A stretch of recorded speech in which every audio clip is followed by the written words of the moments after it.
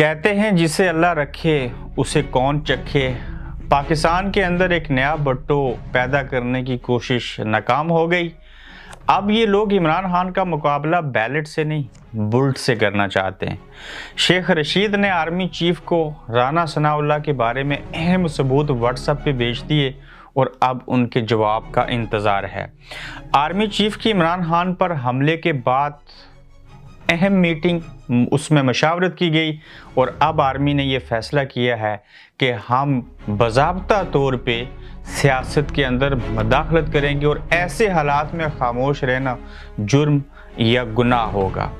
Governor राज लगाए जाने का फैसला फिल वक्त GHQ के अंदर पेंडिंग है और थाने ले जाते हुए असल मुलज़म को किसने तब्दील किया, ये पाकिस्तान तहरीक इंसाफ की जानिब से इल्ज़ाम है। और बेशुमार जो चीज़ें मज़ीद अपडेट्स हैं मुल्क के अंदर इवन एमरजेंसी लगाए जाने के हवाले से, उसमें सदर का क्या किरदार अदा हो सकता है, आज इन पहलुओं के ऊपर हम बात करेंगे। अस्सलाम वालेकुम, आप देख रहे हैं गोरख धंधा अब्रार कुरैशी, आपसे मुखातिब हूँ। कहते हैं कि जिसको अल्लाह रखे उसको कौन चखे, और ये जुमला आज सच साबित हुआ जहाँ तीनों एतराफ से गोलियों की बुछाड़ थी, दाएं से, बाएं से और सामने से। उसके बावजूद इमरान खान बच के, और अगर ना बच जाते, अल्लाह ना करे दुनिया से चले जाते, तो फिर पाकिस्तान के अंदर एक नया भुट्टो पैदा होता। आपने उस भुट्टो को फांसी दी थी, वो आज भी जिंदा है। इन लोगों का कोई बस नहीं चला, ज़िमनी इलेक्शन खान सब जीते, सारी चीज़ें हो गई। अब वो शख्स इलेक्शन करवाने का कह रहा है और सब लोग जानते हैं कि इलेक्शन इसलिए नहीं करवा रहे, ये मुतालबा इमरान का जायज़ है या नाजायज़ है, ये तो वो बेहतर जानते हैं। लेकिन इलेक्शन ना करवाने की वजह कि हम बैलेट के ज़रिए इमरान खान का मुकाबला नहीं कर सकते, तो इसलिए अब बुल्ट चलाना पड़ी। माज़रत के साथ पाकिस्तान के अंदर आज का वाक़या जो है, इसने और ज़्यादा चीज़ों को उखाड़ बछाड़ के रख दिया और चीज़ें जो थी, इदारे जो थे, लोग जो थे, वो मज़ीद एक्सपोज हुए। Of the record Rana Sanaullah ने जो साफ़ियों से बातचीत की और जो मुझे पता चला वो ये है, अब इमरान की ऐसी की तैसी और जो होगा हम कर गुजरेंगे। इस सारे अमल के दौरान शेख रशीद साहब ने मुख्तलिफ बयानात दिए और उसमें एक काम ये किया कि राना सनाउल्लाह कैसे कातिल है। उन्होंने आबद शेर अली के वालिद जो थे उनकी वीडियो का क्लिप जो है वो आर्मी चीफ साहब को व्हाट्सएप पे भेज दी है। चूँकि दानू क्लास फेलो हैं, स्कूल फेलो हैं या कॉलेज फेलो हैं, तो उनके पास नंबर भी है। तो अब वो इंतज़ार कर रहे हैं कि जो सबूत मैंने भेजे हैं, जिसमें आबद शेर अली के वालिद खुद कह रहे हैं कि इसने 17 लोगों को मरवाया, और वो शेख साहब अब इंतज़ार में हैं कि कब उनको आर्मी चीफ साहब जो हैं उनकी तरफ से जवाब मिलेगा। इमरान खान के ऊपर हमले के बाद ये फैसला किया गया और एक मशावरत हुई जिसमें आर्मी चीफ ने कोर कमांडर के साथ मीटिंग बुलाई, इमरजेंसी मीटिंग थी। उन्होंने कहा कि ये जो इमरान खान के ऊपर हमला हुआ है और अब जो हालात पैदा हो चुके हैं, जिस तरह का इल्ज़ाम और बाकी चीज़ें हुई, अब हमारे ऊपर ये फ़र्ज़ हो चुका है और उन्होंने हतमी फ़ैसला कर लिया कि जिस सियासत से 2 हफ्ते पहले रिटायरमेंट ली थी आर्मी ने, उन्होंने अब बाज़ाब्ता तौर पे सियासत के अंदर मुदाखलत करनी और मुदाखलत करने का हतमी फ़ैसला हो गया। और अगर मुदाखलत नहीं करते तो बकौल उनकी नीतियों के इरादों के मुताबिक ये जुर्म या गुनाह ठहरेगा। अगर इमरान खान दोबारा से फिर कंटेनर पे चढ़ गए, फिर से लॉन्ग मार्च हुआ, सारी चीज़ें हुई, तो इस सारे अमल के दौरान फिर से पीक पे जाके सारे इदारे, PDM की हुकूमत मिल के उनका मुकाबला करेंगे, तो शायद इससे अगली हदें भी अबूर करें। चूँकि वोट डाल दिए, बैलेट चल गया, बुलेट चल गई, हादसा हो गया, और हादसे के बाद वो शख्स अस्पताल में और कहता है कि मुझे उठा के नहीं रखना, मैं पकड़ के नहीं मुझे बैठाना, मैं खुद बैठूंगा, मुझे हिम्मत दी है अल्लाह ने, और मुझे इमरजेंसी वार्ड में ज़रूर रखो, इलाज ज़रूर करो, गोलियां ज़रूर निकालो, मगर मैं कल 11 बजे फिर कंटेनर पे जाऊंगा जहां उनको फैसल जो डॉक्टर हैं उन्होंने मना किया कि अभी आप नहीं जा सकते। और फिर आप ये अमल देखिए कि ये वो शख्स है कि ये तब भी बाज ना आया कि इस शख्स की दोनों टांगें ज़ख्मी हैं, उसके बावजूद ठीक है पकड़ के उन्होंने रखा, लेकिन उसने कहा मुझे उठा के उस तरफ नहीं लेके जाइएगा एम्बुलेंस में या मेरी अपनी गाड़ी में, मैं थोड़ा सा चल के जाऊंगा, सिर्फ मुझे सहारा दीजिए, मैं कोशिश करूंगा मैं अपनी टांगों के ऊपर खड़ा हो जाऊं। और जब वो शख्स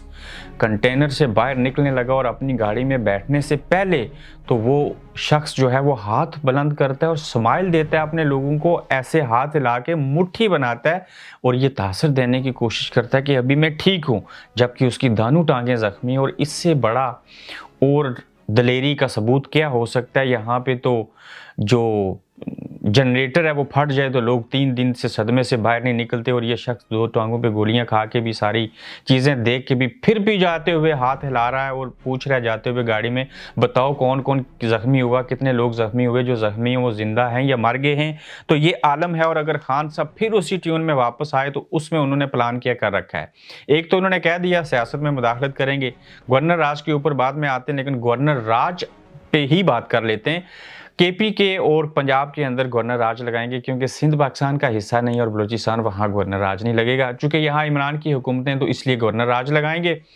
इस बात के बारे में जो वज़ीर-ए-आज़म का लेटर है, जो फैसला है, वो GHQ में पेंडिंग है, वही फैसला करेंगे वो, इसलिए कि क्योंकि वो सियासत में मुदाखलत नहीं करते।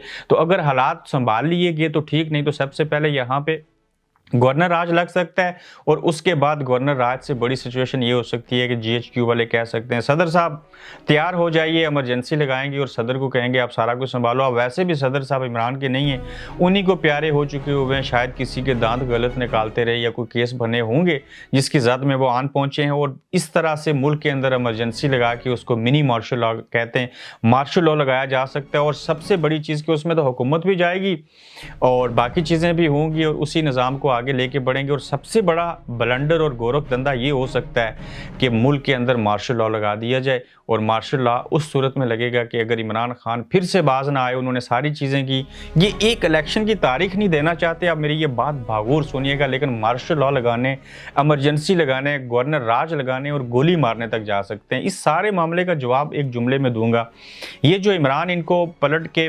पीछे पड़ा इनके, और जो कुछ उनके सबसे बड़े सियासी मुखालिफ, उनके सगे ब्रादर इन लो जो हैं हफीजुल्लाह नियाज़ी, इमरान खान साहब की बड़ी बहन के जो हैं, उन्होंने कहा था, ये नत्थल के कौन सा लफ्ज़ इन्होंने इस्तेमाल किया था, इस तरह से ये पड़ेगा, ये पीछे नहीं हटेगा, ये भागेगा भी नहीं मुल्क से। और एक वजह ये है इलेक्शन ना करवाने की, और मार्शल लॉ लगा सकते हैं। जब भी इस मुल्क में अगर ये इलेक्शन कल हो जाए, परसों हो जाए, 6 महीने बाद, अगस्त में भी कराएं, इनको पता है जितनी मर्जी धांधली कर लें, दूसरी तरफ का पोलिंग स्टेशन मुल्क के 70% इलाकों में खाली होगा, और इमरान के पोलिंग के ऊपर पार्टी के जो पोलिंग स्टेशन होगा वहाँ वोट डालेंगे, और इसका मुकाबला नहीं किया जा सकता।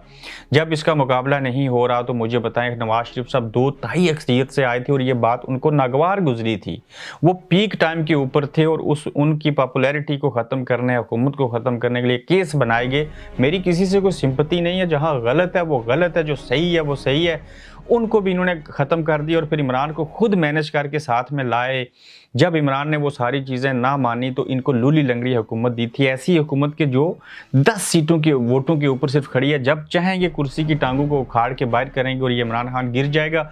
वही चीज़ हुई, वही सारी किस्से कहानियाँ हुई, और इस शख्स ने वो काम किए थे, चाहे वो इस्लामी सरबराही कॉन्फ्रेंस हो, यूनाइटेड नेशन में तकरीर करनी हो, इंग्लिश अच्छी आती है, उर्दू भी बोल लेते हैं, पर्सनैलिटी भी अच्छी है, डरता भी किसी से नहीं, और ना अपने पसंद करते हैं ना बैरूनी दुनिया पसंद करती है, तो हुकूमत से फारग सबके साथ ऐसे होता आया। और ये पब्लिक, कोई बंदा इतना अवामी सतह के ऊपर मजबूत हो जाए या इतने वोट लेके आ जाए, तो ये पता है उनको कि इस्टेब्लिशमेंट को आंखें दगाएंगे, अपनी मर्जी से कानून साजी करेंगे, हम पकड़ दकड़ नहीं करेंगे।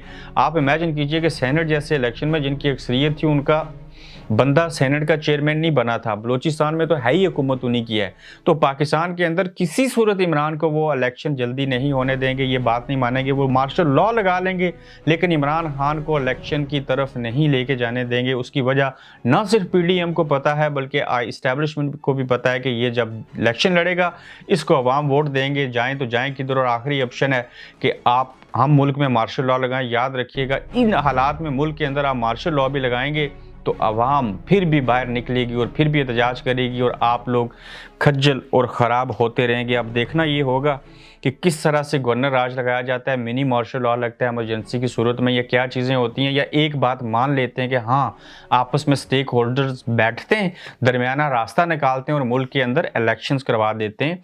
लेकिन ऐसी बात होती हुई दिखाई नहीं देती। लेकिन इमरान खान की सेहतियाबी के बाद होने वाली प्रेस कॉन्फ्रेंस बड़ी मनी खेज होगी और वो देखने वाली होगी। अब आ जाते हैं जी कि थाने ले जाते हुए ये क्या ब्लंडर हुआ। पाकिस्तान तहरीक इंसाफ ने ये इल्ज़ाम लगाया कि ये वो बंदा नहीं है। आप देखिए वीडियो के पीछे जब बयान दे रहा है तो लिखा है गुजरात, वाकया वज़ीराबाद में गुजरात से पहले पेश आया। इतना जल्दी वो बंदा वहाँ पहुँच गया, बटन खुले हुए हैं, जैकेट ऊपर है कोई नहीं, पहले उसने जैकेट पहनी थी, ठीक है, कपड़े उसी तरह के, वो कहते हैं ये शख्स है ही नहीं है।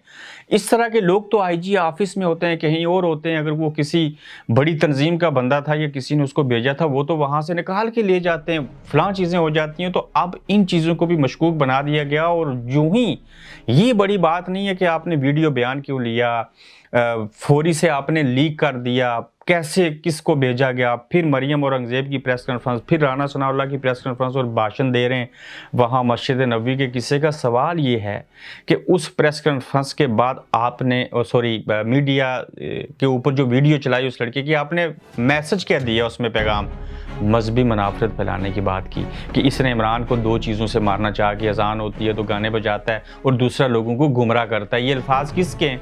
ये प्रेस कॉन्फ्रेंसें किसने की? ये जो भाषण था ये मंजन कौन बेचना चाह रहा था? किसकी पीटीवी के ऊपर प्रेस कॉन्फ्रेंसें चली थी? तो कहने का मतलब ये है कि ये वही चीज़ उसी तरफ उसको मोड़ा जा रहा है, रंग दिया जा रहा है, कंट्रोवर्शियल बनाया जा रहा है, जिसके कोई सबूत नहीं होते। उसको इमोशनलपन कहें, उसको पागलपन कहें, लग ये रहा है कि किसी जेल के अंदर से सजाए मौत के कैदी को पकड़ के लेके आए और उससे बयानात दिलवा रहे हैं। तो हर चीज़ मशकूक हो गई है। अब देखते हैं कि इस सारे मामले के ऊपर इमरान खान दोबारा क्या कहते हैं और क्या आज सुबह जो है वो लॉन्ग मार्च दोबारा से शुरू होगा या नहीं होगा। आप लोग बताइए कि अगर लॉन्ग मार्च होगा तो आप उसमें जाएंगे या नहीं जाएंगे। मज़ीद अहम खबरों के साथ आपकी खिदमत में दोबारा हाजिर होंगे। अपना ख्याल रखिए, अपना फीडबैक दीजिए। अल्लाह हाफिज। आप देख रहे हैं गोरखधंधा अब्रार कुरैशी के साथ।